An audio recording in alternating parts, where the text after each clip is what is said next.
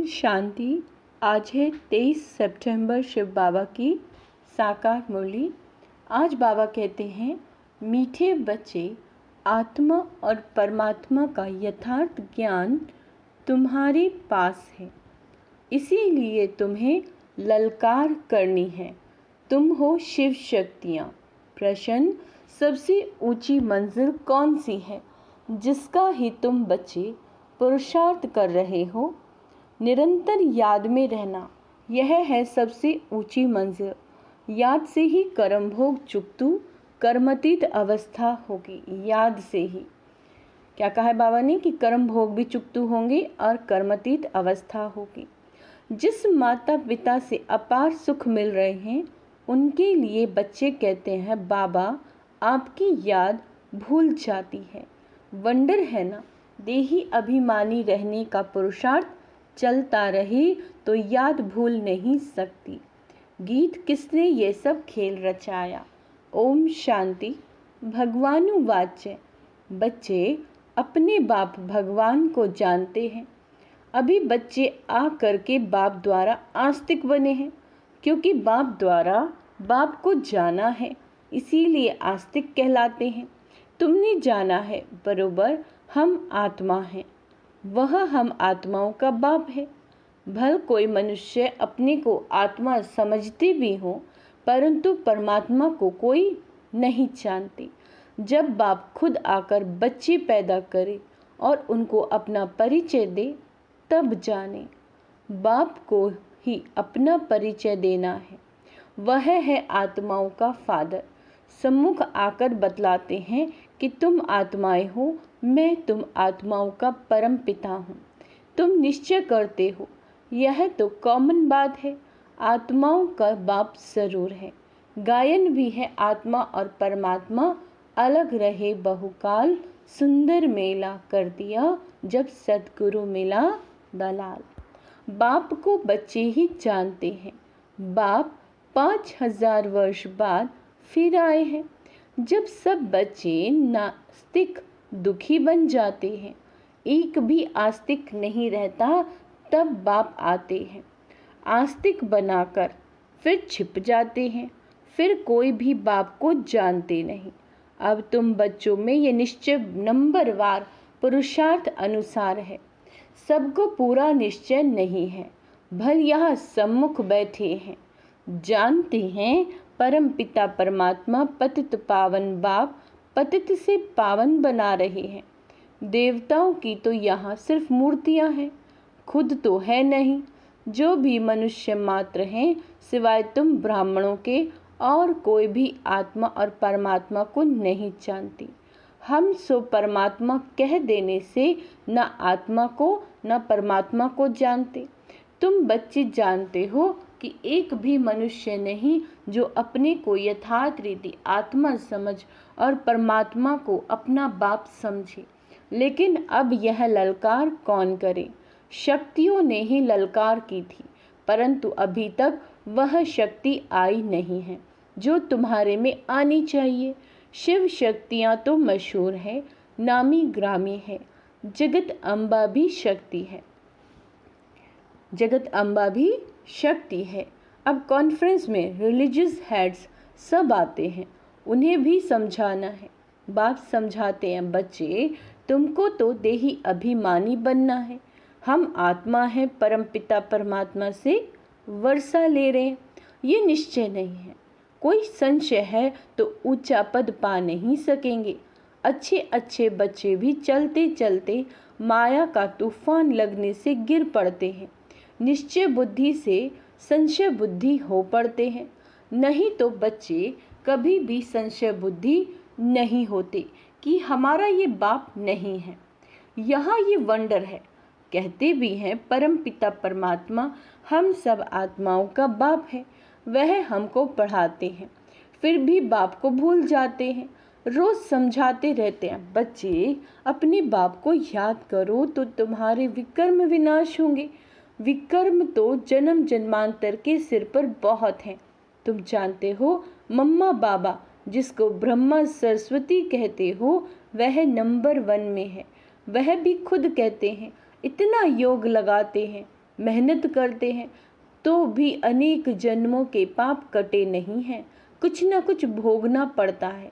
अंत में इस भोगना से छूट कर्मातीत अवस्था को पाना है, पुरुषार्थ करना है। बाबा कहते हैं माया भी कम रुस्तम नहीं है, दोनों ही सर्वशक्तिवान है। रावण माया ने सब मनुष्य मात्र को पतित बना दिया है। गाते भी हैं पतित पावन, तालियां बजाते रहते हैं तो जरूर पतित है ना, परंतु अपने को समझते नहीं हैं कि हम क्या हैं, पतित हैं।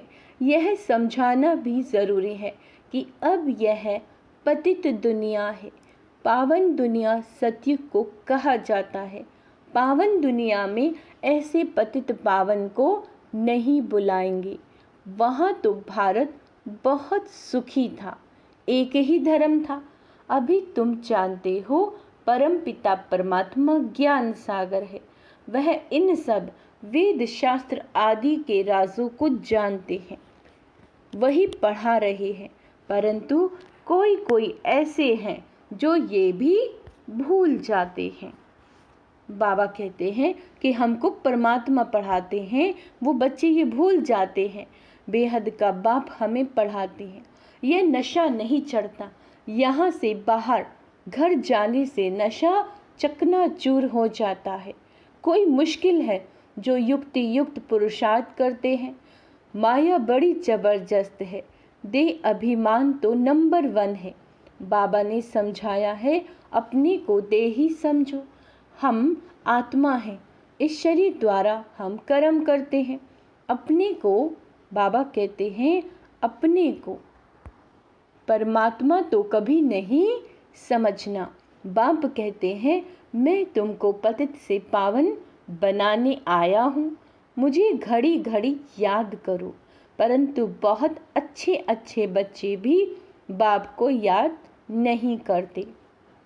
बाबा कहते हैं और फिर सच भी नहीं बतलाते।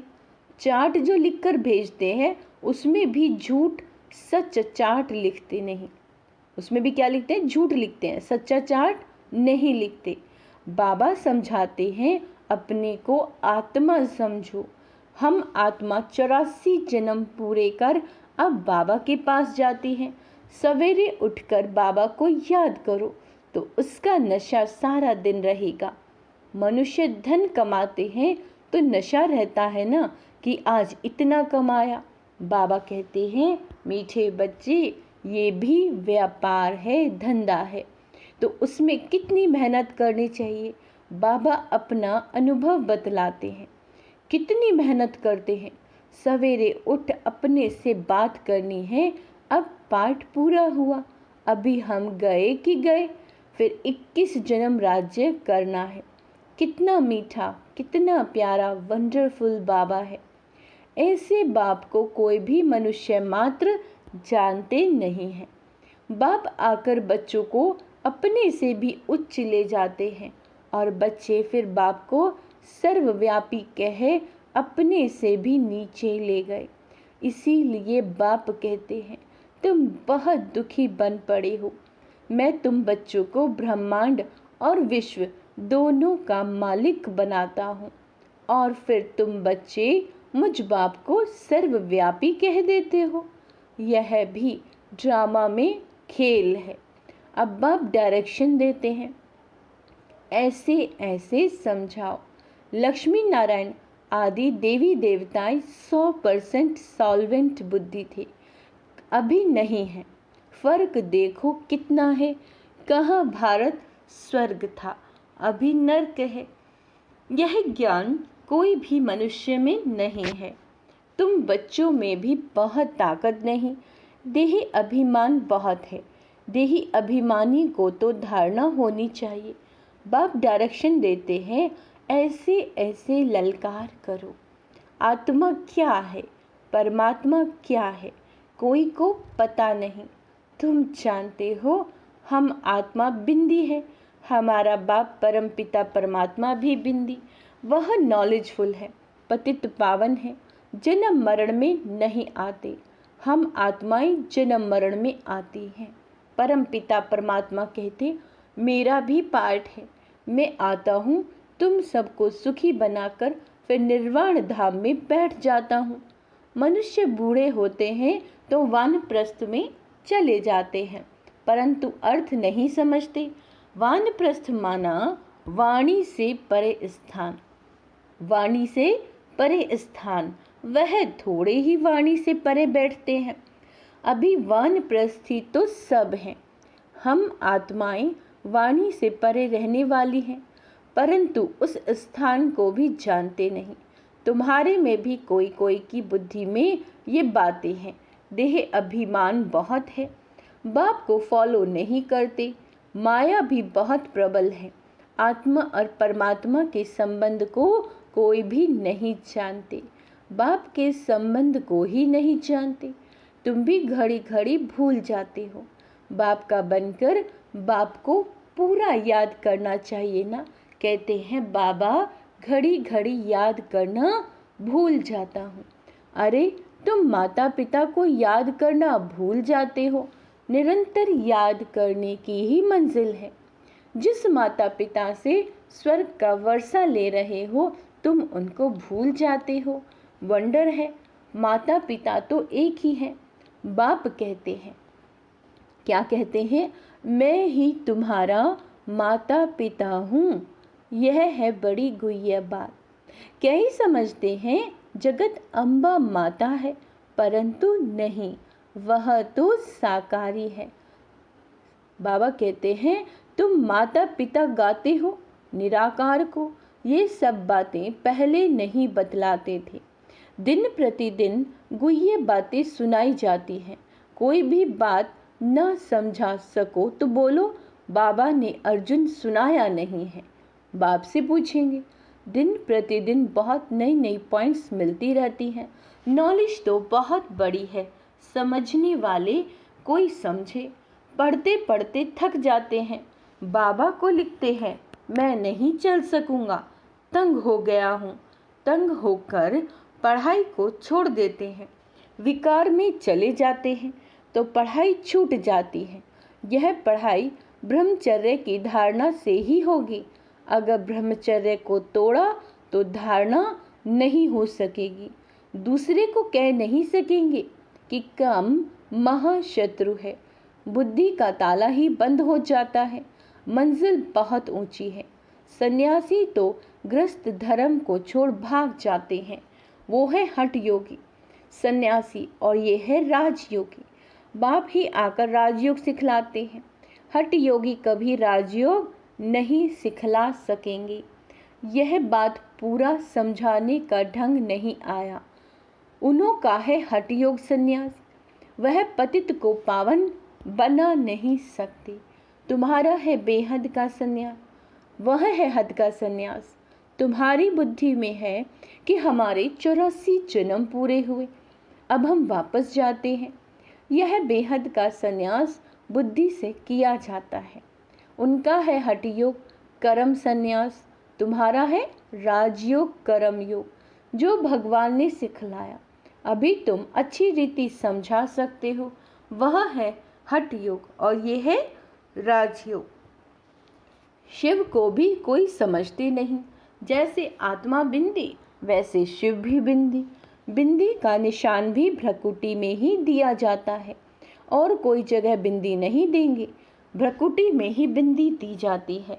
आत्मा भी यहाँ ही निवास करती है, यह किसी को पता नहीं है। इतनी छोटी बिंदी में 84 जन्मों का अविनाशी पाठ नुंधा हुआ है। ये कितनी डीप बात है, कोई को समझाने नहीं आएगी। रियलिटी में समझाना है। जैसे आत्मा बिंदी, वैसे परमात्मा भी बिंदी है। अगर दूसरी आत्मा आएगी तो वह भी बाजू में आकर बैठेगी ना। ब्राह्मण में आत्मा को बुलाते हैं। आत्मा आकर बोलती है हमने फलानी जगह जन्म लिया है, तो वह आत्मा कहाँ आकर बैठेगी? क्या माथे में? उनमें अपनी भी आत्मा है ना। बाप कहते हैं मैं भी बिंदी हूँ, मुझे परम पिता परम आत्मा कहते हैं। उनकी महिमा बड़ी भारी है। शिवाय नमः, शिवाय नमः। ये किसने महिमा की? आत्मा सालीग्राम ने। तो ज़रूर वह अलग है। दुनिया इन बातों को नहीं जानती। तुम जानते हो उनका एक ही नाम शिव है। ब्रह्मा विष्णु शंकर को ब्रह्मा देवताय नमः, विष्णु देवताय नमः कहेंगे। उनको शिव परमात्माय नमः कहेंगे। तो शिव ऊंचा ठहरा ना। ये बातें तुम समझ सकते हो। यह नॉलेज भी तुमको अभी है। तुम्हारा ये हीरे जैसा जन्म है। देवताएं तो प्रारब्ध भोगते हैं। यह प्रारब्ध देने वाला बाप वंडरफुल है। ऐसे पारलौकिक बाप का कितना रिगार्ड रखना चाहिए।